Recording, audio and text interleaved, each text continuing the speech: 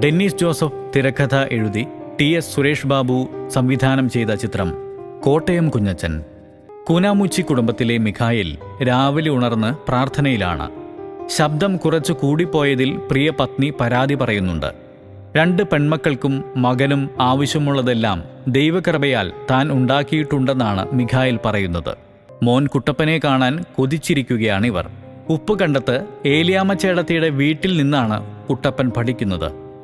Rowdy ആങ്ങളമാരുടെ അടുത്ത് നിർത്തണ്ട എന്നാണ് മിഖായിൽ ചേട്ടൻ പറയുന്നത്. റൗഡി പൂമണമേറ്റു കിടക്കും നമ്മുടെ മോനും ആ റൗഡിത്തരുണ്ടാവില്ലേ എന്റെ പൊന്നെ ഏലിയാമ്മേ. ഇദ്ദേഹം സൗമ്യനും സത്യക്രിസ്ത്യാനിക്ക് വേണ്ട എല്ലാ ഗുണങ്ങളുമുള്ള വ്യക്തിയാണ്.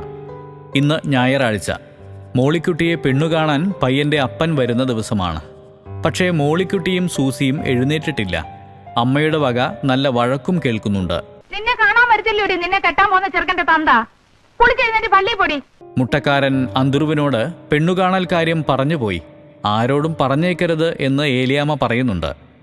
കാഞ്ഞിരപ്പള്ളി പാപ്പൻ ഒട്ടും അറിയാൻ പാടില്ല എന്ന് പറഞ്ഞ് ഒരാട്ടും തുപ്പും. ഇതെല്ലാം പാപ്പൻ അറിയുന്നുമുണ്ട്. പാപ്പൻ ജീവിക്കാനുള്ള വകയൊക്കെ ഉണ്ടാക്കി ഇപ്പോൾ പഞ്ചായത്ത് പ്രസിഡന്റ് കൂടിയാണ്. പട്ടി കടിക്കാനായിട്ട് ഇലക്ഷനിൽ നിന്ന് പഞ്ചായത്ത് പ്രസിഡന്റുമായി. ഏലിയാമ്മയോടും മക്കളോടും കലിപ്പാണ് ഈ പാപ്പൻ മുതലാളിക്കും മകൻ ജിമ്മിക്കും. ഏലിയാമ്മയുടെ ആങ്ങളമാരെ പാപ്പന് കുറച്ചു പേടിയാണ്. ഉപ്പുകണ്ടം ചട്ടമ്പിമാർ. അവരുടെ കാര്യം ഓർമ്മിപ്പിക്കുകയാണ് പാപ്പൻ. അതൊക്കെ പിച്ചാത്തി വെട്ടുകെത്തും കേസാ. ഞാനേ തോക്കെടുക്കും തോക്ക് എന്നാണ് മകൻ ജിമ്മി പറയുന്നത്. പള്ളിക്കമ്മിറ്റിയിൽ പാപ്പന് പരാതി. മിഖായിലിന്റെ കുടുംബം തന്നെ വരത്തൻ എന്ന് വിളിച്ച് കൊച്ചാക്കുന്നു.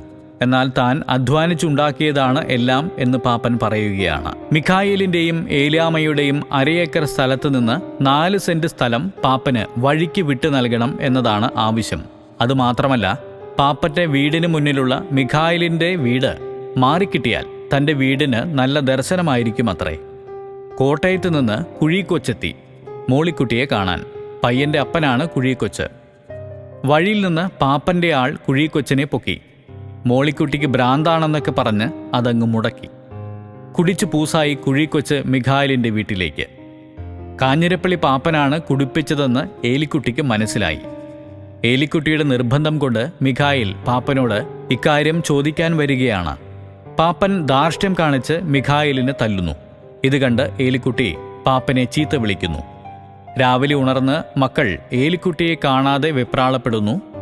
അമ്മ ഉപ്പുകണ്ടത്തിലേക്കുള്ള ബസ്സിൽ കയറിയതായി അന്തുറു പറഞ്ഞു. ഏലിക്കുട്ടി ഉപ്പുകണ്ടത്തിലേക്ക് ചട്ടമ്പി ആങ്ങളമാരെ കൂട്ടാൻ പോയ കാര്യം നാട്ടിൽ പാട്ടായി. പാപ്പന്റെ വീട്ടിലും അറിഞ്ഞു. ഏലിക്കുട്ടി ഉപ്പുകണ്ടം ആങ്ങളമാരുമായി എത്തി. അവർ എന്തിനും റെഡിയായിട്ടാണ് വരവ്. അവർ കാഞ്ഞിരപ്പള്ളി പാപ്പന്റെ മുറ്റത്തെത്തി വെല്ലുവിളിച്ചു. അടിപിടിയായി. അഭ്യാസികളായ ഉപ്പുകണ്ടം ചട്ടമ്പികൾ പാപ്പന്റെ ആളുകളെ ഇടിച്ചു നിരത്തി. പാപ്പനും കൊടുത്തു 4 എണ്ണം. പാപ്പൻ പോലീസിനെ വിളിക്കുന്നു. പോലീസെത്തി. എല്ലാവരും സ്റ്റേഷനിലേക്ക്. കോര കേസ് കൈകാര്യം ചെയ്യാൻ വക്കീലിനെയും എല്ലാം ഏർപ്പാട് ചെയ്തിട്ടാണ് വന്നിരിക്കുന്നത്. CIയുടെ കോൾ വന്നതോടെ കോരയോട് സ്റ്റേഷനിൽ നല്ല സമീപനം. സ്റ്റേഷനിൽ നിന്ന് പുറത്തിറങ്ങിയ പാപ്പന് മിഖായിലിന്റെ പറമ്പിലൂടെയുള്ള വഴി നിഷേധിക്കുന്നു. പാപ്പൻ വേറെ വഴിക്ക് പോകുന്നു. എന്നാൽ അത്രയ്ക്ക് വേണ്ടിയിരുന്നില്ല എന്നാണ് സമാധാനപ്രിയനായ മിഖായിലിന്റെ അഭിപ്രായം. കോട്ടയം കുഞ്ഞച്ചൻ ചേട്ടൻ വന്നേ, കുഞ്ഞച്ചൻ ചേട്ടൻ വന്നേ എന്നൊരാൾ വിളിച്ചു പറയുന്നു. ജീവപര്യന്തം ശിക്ഷ കഴിഞ്ഞ് ഇറങ്ങിയെന്നാണ് പറയുന്നത്. കുഞ്ഞച്ചൻ രാമനാഥ റെഡ്ഡിയാർ കമ്പനിയിലേക്കാണ് പോകുന്നത്. കോട്ടയം കുഞ്ഞച്ചൻ വന്ന കാര്യം മുതലാളിയോട് പറയുകയാണ് കേശവൻകുട്ടി. ഏതായാലും നമ്മളെ പിള്ളേരുടെ ഒന്ന് പറഞ്ഞു വെച്ചേക്ക്. മുതലാളിയുടെ ഓർഡർ. കുഞ്ഞച്ചൻ വരുന്നത് ചില കണക്കു തീർക്കാനാണ്. ശരിക്കും പണത്തിന്റെ കണക്കു തന്നെ. ഈ മുതലാളിക്ക് വേണ്ടി ഒരാളെ കുത്തി. അയാൾ മരിച്ചു. അങ്ങനെ ജയിലിൽ പോയതാണ്. ജീവപര്യന്തം കഴിഞ്ഞാണ് തിരിച്ചു വരുന്നത്. ശിക്ഷ കഴിഞ്ഞിറങ്ങിയാൽ വർക്ക്ഷോപ്പ് തുടങ്ങാനുള്ള പൈസ തരാം എന്നേറ്റതാണ് മുതലാളി. ഇന്ന് ചില്ലറ കാശിന് ഒപ്പിക്കാനാണ് ഭാവം. കുഞ്ഞച്ചൻ അത് സമ്മതിക്കുന്നില്ല. ഭീഷണിയുമായി മുതലാളിയുടെ ഗുണ്ടകളെത്തി. ഗുണ്ടകളെ കുഞ്ഞച്ചൻ ഇടിച്ചു നിരത്തി. പോലീസും പൊക്കി. ജാമ്യത്തിലിറക്കാൻ അച്ഛനും വന്നു. കോട്ടയത്ത് ഒരു എച്ചിൽ കുഴിയിൽ നിന്ന് കിട്ടിയതാണ് കുഞ്ഞച്ചനെ. അച്ഛൻ അനാഥാലയത്തിൽ നിർത്തി പഠിപ്പിച്ചു വലുതാക്കി. 12 വയസ്സിൽ അച്ഛനിൽ നിന്നും മാറിപ്പോയി. വലുതായപ്പോൾ അവൻ കോട്ടയം ടൗണിലെ റൗഡിയായി. കോട്ടയം കുഞ്ഞച്ചൻ എന്ന റൗഡി. കുഞ്ഞച്ചൻ അച്ഛനോട് ക്ഷമ ചോദിക്കുകയാണ്. അച്ഛൻ ശകാരിക്കുന്നുണ്ട്. അച്ഛൻ കുറച്ചു പണം നൽകാം, ഓടാങ്കര എന്ന സ്ഥലത്തു പോയി ഇഷ്ടമുള്ള ഏർപ്പാട് തുടങ്ങിക്കൊള്ളാൻ പറയുന്നു. അങ്ങനെ ഓടാങ്കരയിൽ ഡ്രൈവിംഗ് സ്കൂൾ തുടങ്ങാൻ കുഞ്ഞച്ചൻ എത്തുന്നു. ഇനി നല്ല മനുഷ്യനായി ജീവിക്കാനാണ് കുഞ്ഞച്ചൻ തീരുമാനിച്ചിരിക്കുന്നത്. പക്ഷേ സമ്മതിക്കില്ല. യൂണിയൻകാർ വന്നിരിക്കുകയാണ്. ലോഡ് ഇറക്കുന്നതുമായി ബന്ധപ്പെട്ട തർക്കം. അന്യായമായ കൂലിയാണ് ഇവർ ചോദിക്കുന്നത്. കുഞ്ഞച്ചൻ സമ്മതിച്ചില്ല.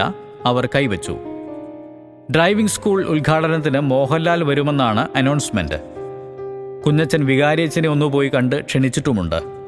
വഴിയിൽ വെച്ച് മോളിക്കുട്ടിയെയും സൂസിയെയും കണ്ടു. എന്നാൽ പ്രതീക്ഷിച്ചതുപോലെ മോഹൻലാൽ ഉദ്ഘാടനത്തിന് എത്തിയില്ല.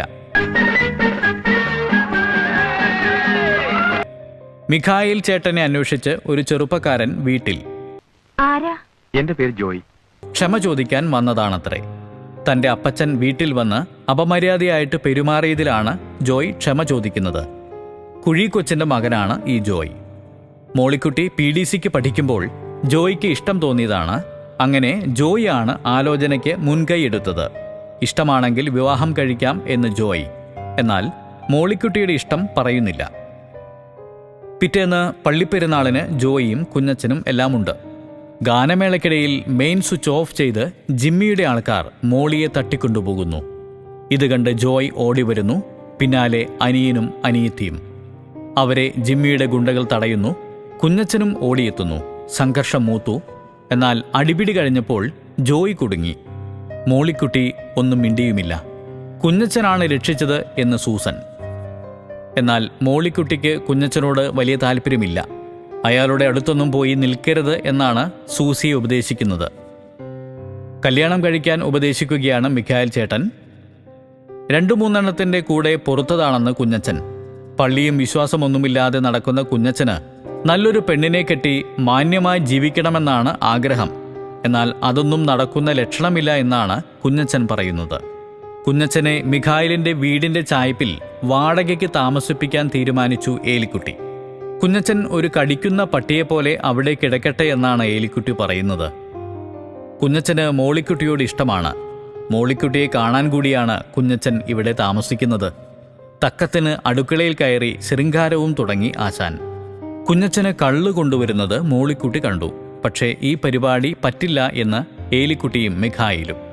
എന്നാലും നന്നാവണമെന്ന ആഗ്രഹമുണ്ട് എന്ന് പറഞ്ഞ കുഞ്ഞച്ചനെ മിഖായിൽ കുമ്പസാരിപ്പിക്കാൻ കൊണ്ടുപോകാൻ തീരുമാനിച്ചു. ഇടയ്ക്ക് ധ്യാനവും കൂടണമെന്ന് മിഖായിൽ ചേട്ടൻ പറയുന്നുണ്ട്. കുഞ്ഞച്ചൻ അതെല്ലാം സമ്മതിച്ചു. അങ്ങനെ കുഞ്ഞച്ചൻ കുമ്പസാരിച്ച് പുതിയ മനുഷ്യനായി. ജോയി കുഞ്ഞച്ചനെ കാണാൻ വന്നതാണ്. പെരുന്നാളിന് ഉണ്ടായ പ്രശ്നത്തിൽ താൻ നിരപരാധിയാണെന്ന് പറയാൻ വന്നതാണ് ജോയ്. എന്നാൽ കുഞ്ഞച്ചൻ അത് വിശ്വസിച്ചില്ല. മാത്രമല്ല മോളിക്കുട്ടിയെ മറന്നേക്കാനും പറഞ്ഞ് ഒന്ന് പേടിപ്പിച്ചു വിട്ടു. കുഞ്ഞച്ചൻ മോളിക്കുട്ടിയെ വളച്ചു വരികയാണല്ലോ, അതാണ് കാര്യം. മോളിക്കുട്ടിയെ ഒരു കൂട്ടർ പെണ്ണു കാണാൻ വരുന്നതായി ഏലിക്കുട്ടിയുടെ ആങ്ങള കോരയുടെ കത്ത്. ചെറുക്കൻ പരിഷ്കാരിയാണത്രേ. ഈ വാർത്തയറിഞ്ഞ കുഞ്ഞച്ചന്റെ മുഖം വാടിയിരിക്കുകയാണ്. ഇത് സൂസി ശ്രദ്ധിച്ചു. രാത്രി സൂസി കുഞ്ഞച്ചന്റെ അടുത്തു വന്ന് ചേച്ചിയുടെ പേരിൽ ചേട്ടൻ എന്തെങ്കിലും ആശയുണ്ടോ എന്ന് ചോദിക്കുകയാണ്. എന്നാൽ തനിക്ക് ഇഷ്ടമുണ്ടെങ്കിലും താൻ അതിന് യോഗ്യനല്ലാത്തതുകൊണ്ട് താൻ പറയുന്നില്ല, മറന്നു എന്ന് കുഞ്ഞച്ചൻ. രാത്രി മോളിക്കുട്ടി കരയുന്നു. തനിക്ക് ഈ കല്യാണം വേണ്ട എന്ന് പറഞ്ഞ്.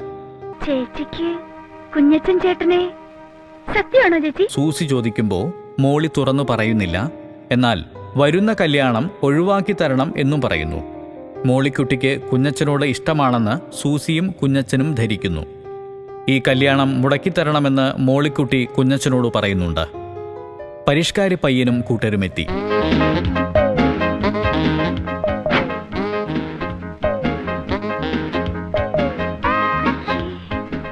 ഫാദർ ഇൻ ലോ ആണല്ലേ?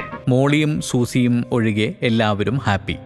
ഇതിനിടയിൽ കുഞ്ഞച്ചൻ കയറി വന്ന് 4 വാചകമടിച്ച് ഈ കല്യാണമങ്ങും മുടക്കി. അയ്യേ, ഇവനാണ് പരിഷ്കാരി.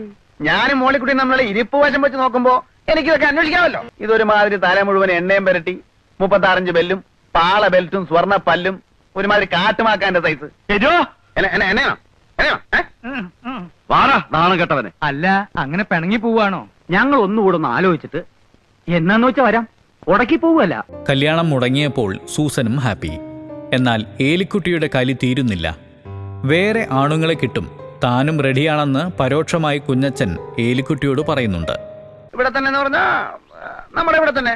ഇതിനിടയിൽ ആരുമില്ലാത്ത സമയത്ത് കുഞ്ഞച്ചൻ അടുക്കളയിൽ മോളിക്കുട്ടിയുടെ അടുത്ത്. മോളിക്കുട്ടിക്ക് കുഞ്ഞച്ചനെ ഇഷ്ടമാണെന്നാണ് കുഞ്ഞച്ചൻ വിചാരിച്ചിരിക്കുന്നത്. എന്നാൽ മോളിക്കുട്ടി ദേഷ്യത്തിലാണ്. എന്നാൽ കാരണം മനസ്സിലാകുന്നില്ല. നമ്മൾ തമ്മിലുള്ള ബന്ധം അപ്പച്ചനോടും അമ്മയോടും പറയണമെന്ന് പറഞ്ഞപ്പോൾ നമ്മൾ തമ്മിൽ ഒരു ബന്ധവുമില്ല എന്ന് Mollykutty.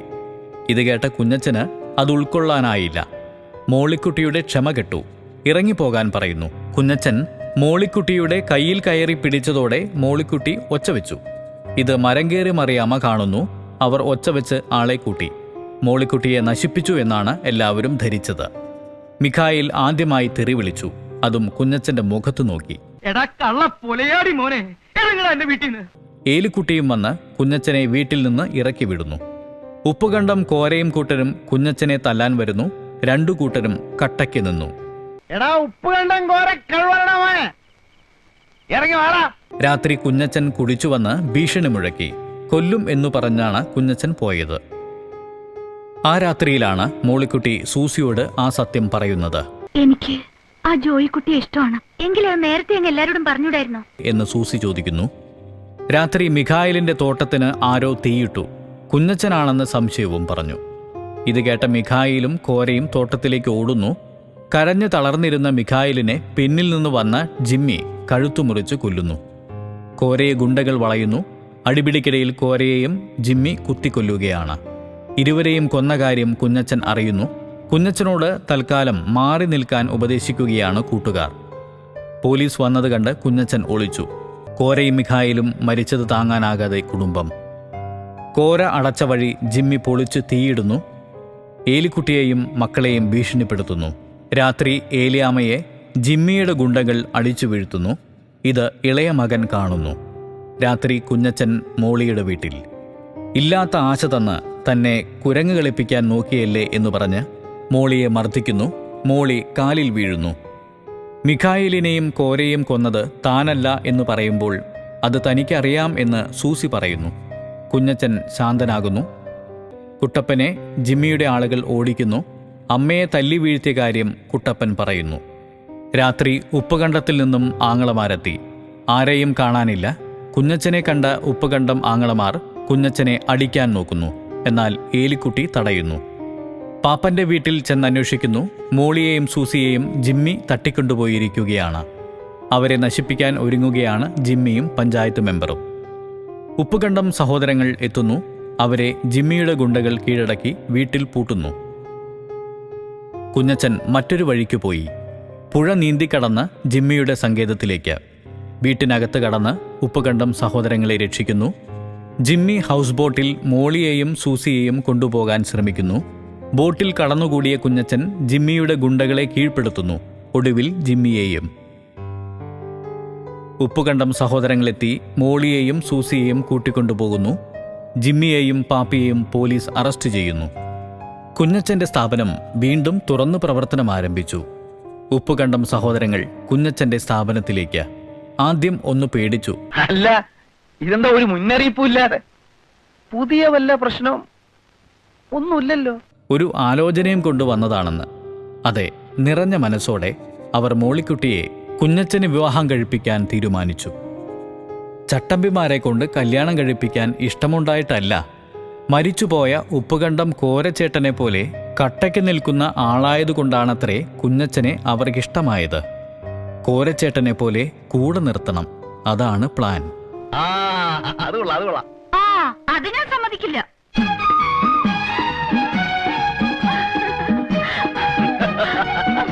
Ha ha ha ha!